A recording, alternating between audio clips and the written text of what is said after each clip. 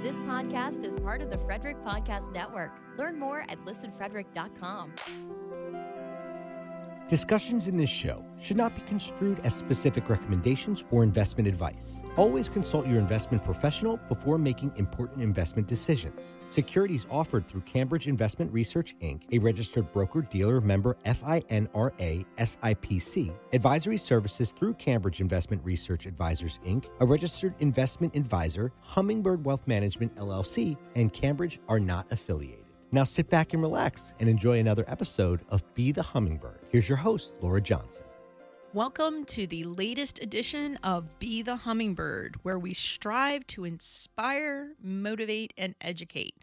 And we're going to do this through, just sharing of my experiences, possibly have a guest every once in a while on the show, which I have one coming up. I'm pretty excited about that one coming up, that we have a guest. So by having stories or guests or just using my experience or, just educating you. But why? Why are we striving to inspire and educate and motivate you? Well, in all honesty, life is short. And the last thing I like to see is people living miserable lives because they don't know they have choices. And I'm here to just really educate you about what those choices are and hopefully give you just a little nudge to try something different or do what you're doing, but continue doing it because it's going to work and it's going to help you out one day. So today I'm going to share with you some stories. I was recently visiting my father in Florida and everybody goes, woohoo, she got to go to Florida. Lucky her. Well, no, it didn't work out that way. My dad, he has a partner. They've been together for 5 years and she is a wonderful person. She called me and said, you need to get down here. I said, when? She goes, now. I'm like, great. And just to give you a little background, my dad is 78 years old. His parents passed away at 57 due to heart conditions. He had a brother die at 40.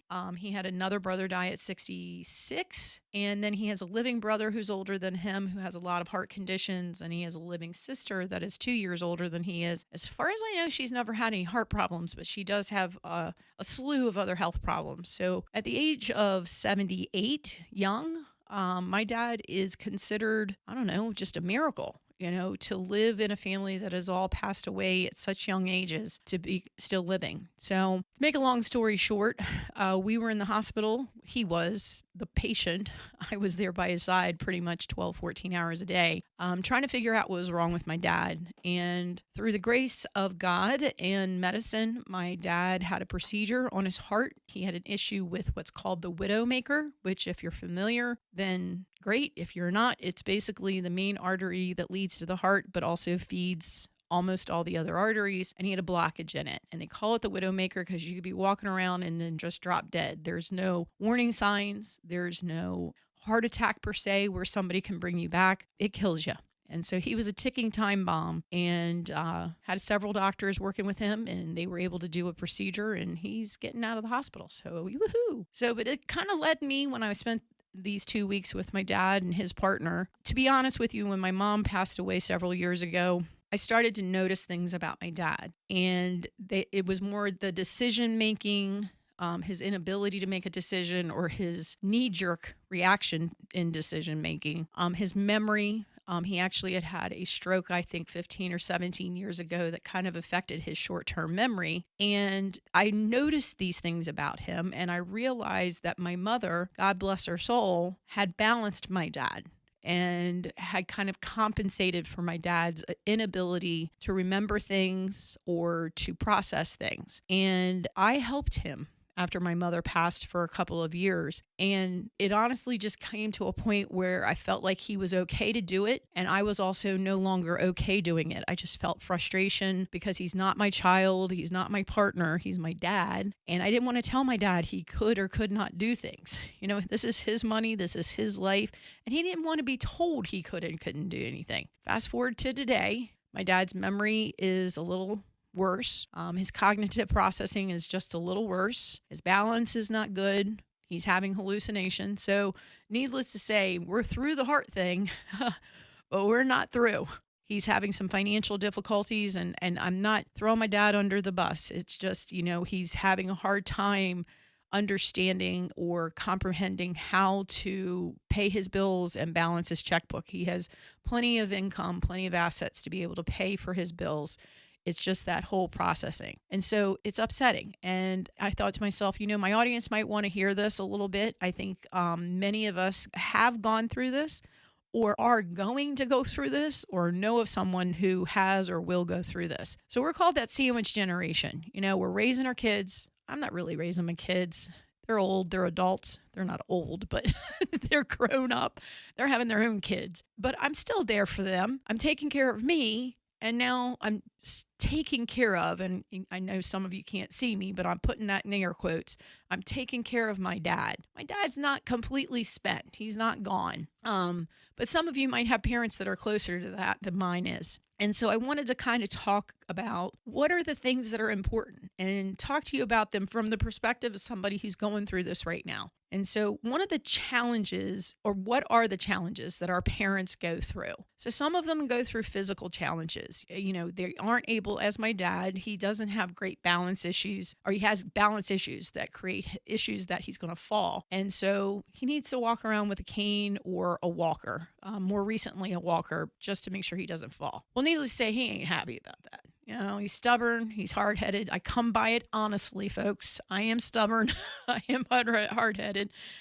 Sometimes. I think sometimes I'm not quite as stubborn as he is, but my husband's probably going to laugh at that one, right? So anyway, he doesn't want to do it. So he'll get up and he'll walk away from wherever he was sitting and not take his cane or walker and think he's Superman, and then he stumbles on his feet and he falls. And my father-in-law actually is famous for this. He thinks he can get from the chair to the kitchen and he doesn't need his cane or walker, and thinks he can navigate the chairs and the tables and the side table and the kitchen cabinet. And yeah, he's learned a long time ago that the minute he gets up, everybody in the room is going to yell at him, "Dad, you need to grab that cane." So there's the physical.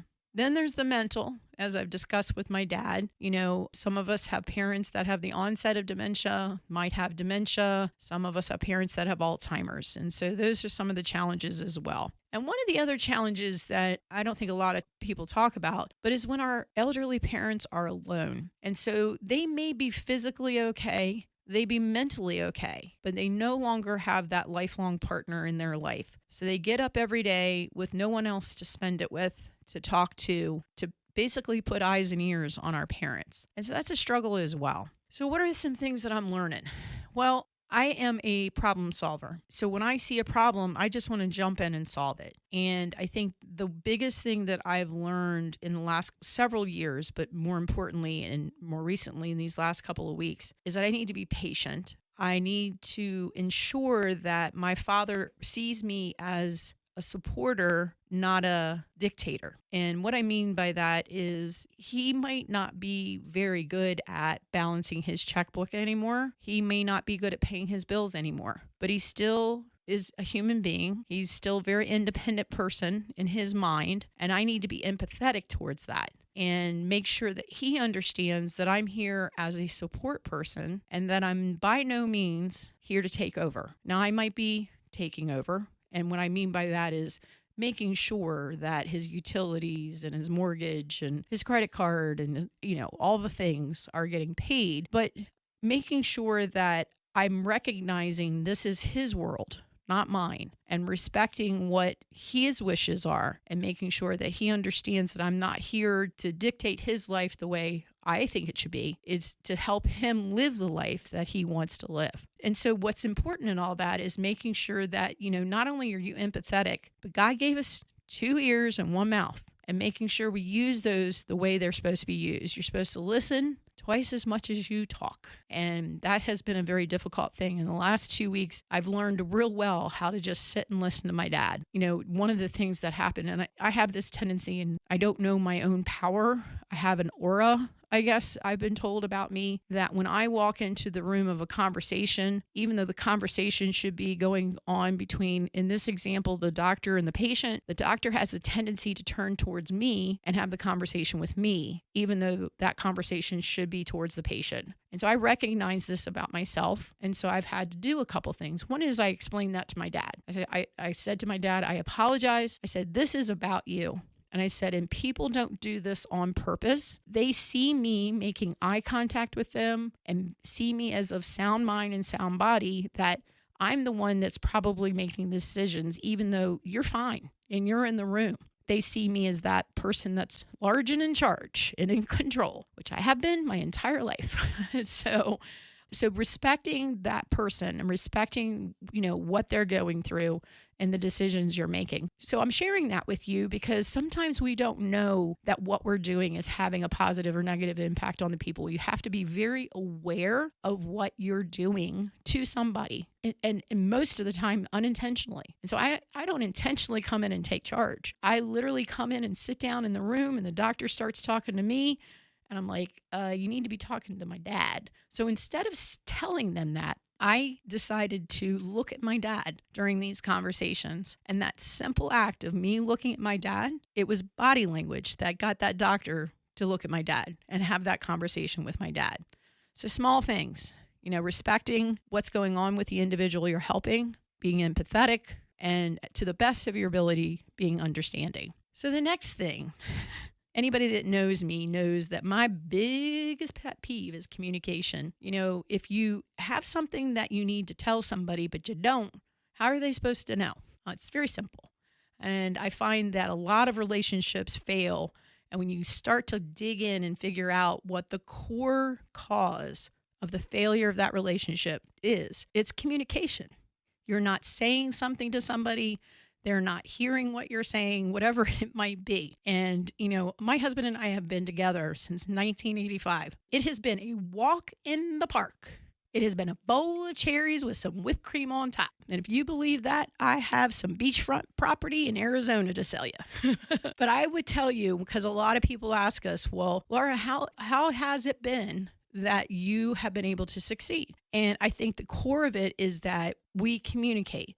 We respect each other enough to know that we're not always going to agree. We're not always going to see things from the same perspective, but we respect each other as partners. We respect each other as friends, spouses, lovers, whatever you want to call it. I deeply love my husband and he deeply loves me, and we have a mutual respect for each other. And with that, we communicate with each other.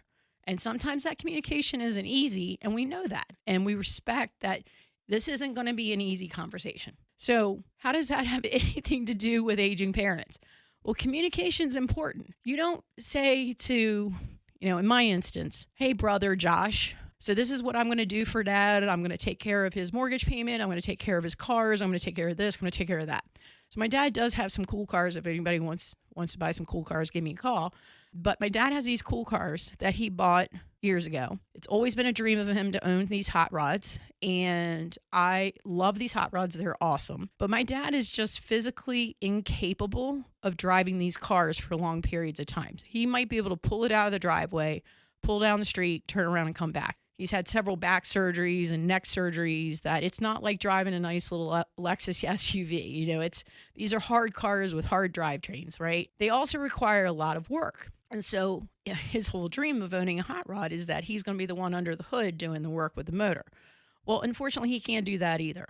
And so as much as he wanted these things as his dream, he can't. And so he's been trying to sell them. And his efforts at selling them are, I think I'm going to sell my cars. And then he does nothing.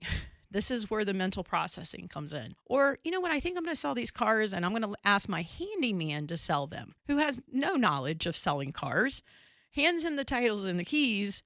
And Mike is like, this is great, Mr. Conway, but I don't know what to do with these cars. And so I did a little research, found the Mecum auctions that are down there in Kissimmee, Florida. That's where my dad is. He's in Florida, not Kissimmee.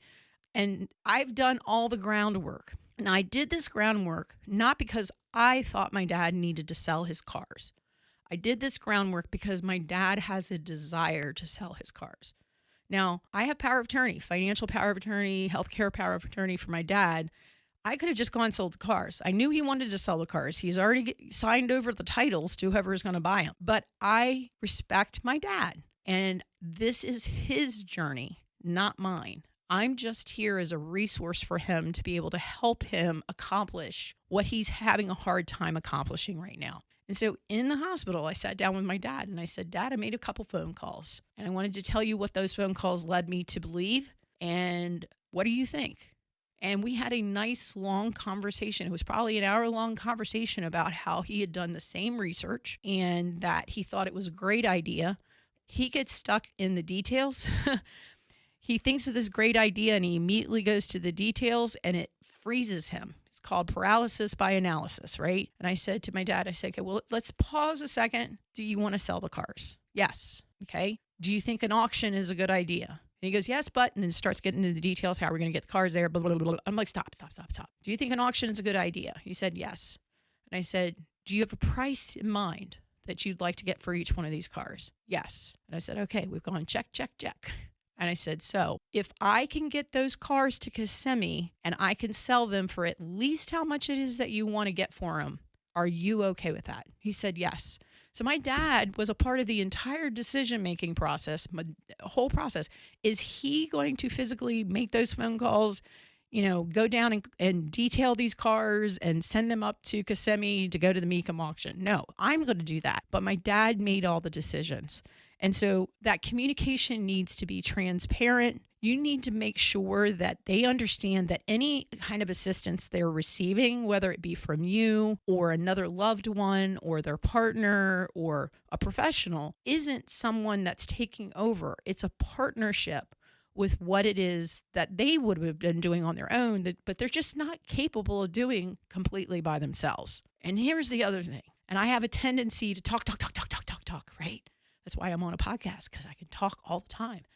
But you need to make sure that you're taking time to breathe and choosing your words carefully, because you'd be surprised how one word change in a conversation with someone who feels like they're out of control with their life can change the dynamic of that entire conversation and can completely change the outcome. So give me a couple practical tips. Now, I'm not a professional, whatever it is, to deal with aging parents. I just have one.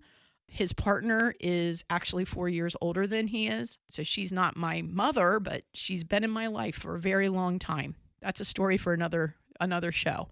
Follow the bouncing ball. She's my mother's brother's widow. So she's been in my life my entire life. Wonderful woman, great to my father. But so my point is, I have my own aging family members, and I've experienced through my clients their aging family members. So I've come up with a couple practical tips. One is make sure you are encouraging inclusion, that everything you do to or for your parents, you're including them in that process, whether they're mentally 100% or not. You want to make sure that you're including them, because that you'll feel better about what you've done, because you've done everything you could to make sure they were a part of that process. Respect their independence.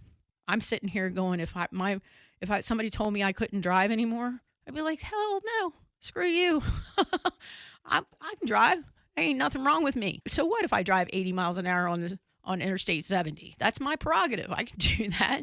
So yeah, think about how it would affect you. And speaking of that, put yourself in their shoes and say, how would I feel if this was happening to me? And how would I prefer people handle me? And that might help guide you in how you should be handling your parents. Make sure you're educating yourself. There are so many resources on aging parents. There's so many support groups. But not only that, educating yourself. If your parent has gotten a diagnosis of some sort, educate yourself.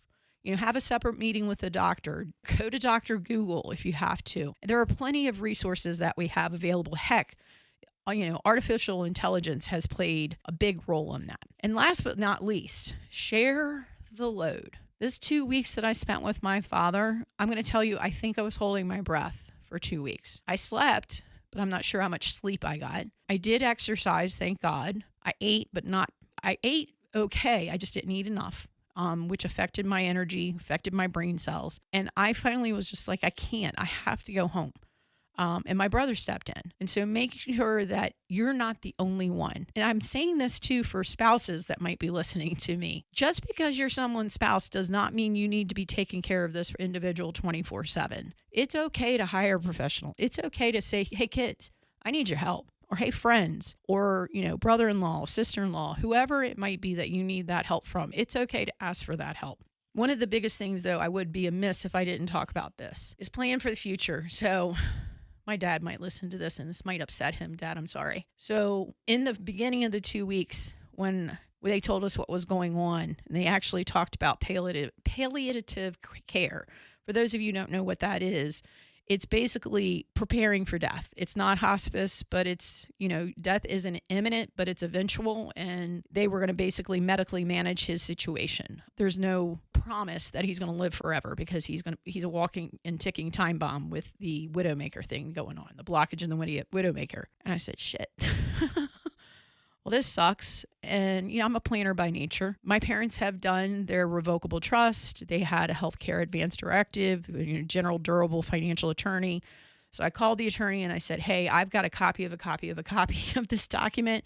Pretty sure no hospital, no bank, nobody is going to take this document. So he sent me, a cleaner copy, signed copy. So that's number one, is making sure that you have all the documents in place, or your loved one has all the documents in place, that should something happen, you're in a position of power to be able to make those decisions that your parents would have made on their own. You don't want things like that slipping through the crack. It's irresponsible, to be completely honest with you. So I get that question all the time. Who should do those documents? Who should have a will, a revocable trust, a power of attorney, and an advance directive? Everybody that is 18 or older should have at least the will, power of attorney, and advance directive. Revocable trusts, I kind of lean that into the attorneys and making some guidance, but there are some certain situations where it makes sense. And that, again, is a conversation for another podcast. But when you're 18, your parents no longer have the ability to make your healthcare decisions for you. I've experienced that with my son walking in. He was over 18 getting a surgery, and the doctor asked him if it was okay that I was there. I was floored. My heart literally sunk into my stomach. I'm like, what? And Wyatt was like, yeah, hell yeah, my mom needs to be here. Like, I don't know what to do without her. Kidding, Wyatt. I know you could do without me, but anyway, so making sure that you have all your ducks in a row, your parents have all their ducks in a row, and don't wait till they're sick to figure this out. Have those conversations with them now. I can tell you from experience that a lot of times parents are like, oh, what, you think you want to get all my money? You're going to kill me off? No, Dad, I'm trying to be responsible. You taught me to be responsible, Dad. So now I'm trying to be responsible. Do you have a will? Do you have a power of attorney? Do you have a financial power of attorney? My brother-in-law didn't know he was the executor of my mother-in-law and father-in-law's estate until I sat them all down and said, let's talk about your estate planning.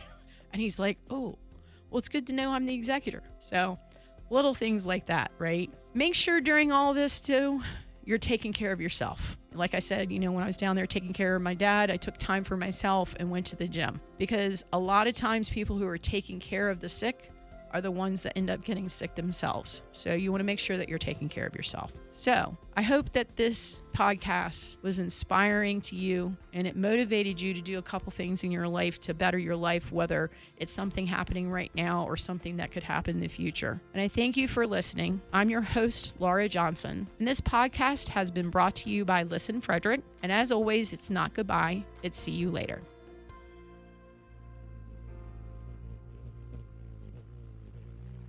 Live radio, local podcasts, the Frederick Podcast Network at listenfrederick.com. Hello, hello, hello.